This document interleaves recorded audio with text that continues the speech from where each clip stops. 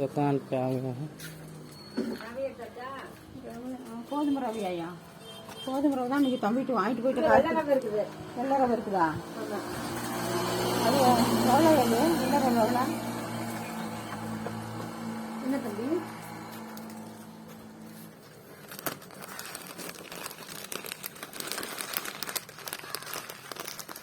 70 ரூபா ஒரு கிலோ. ஒன்று மட்டும் கூட ஐயா?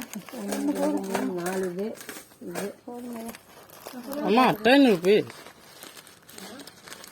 ரூபி எவ்வளோ அது? 10 rupees.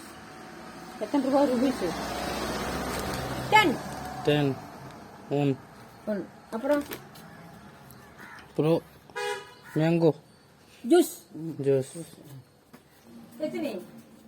1 piece. அப்புறம் 20.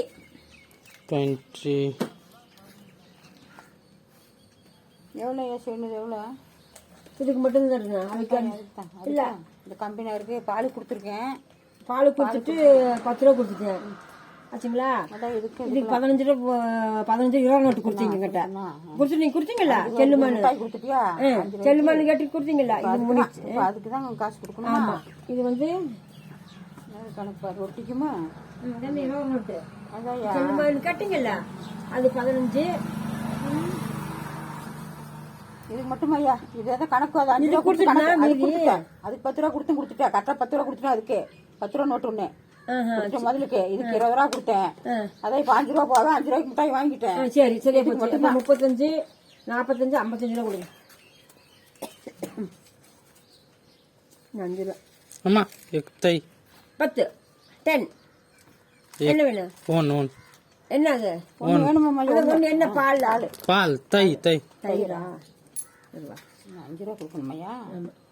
சரி, 2 10 ரூபாய் கொடுத்துறேன். இன்னும் 5 ரூபா இருக்குது என்கிட்ட. 5 ரூபா.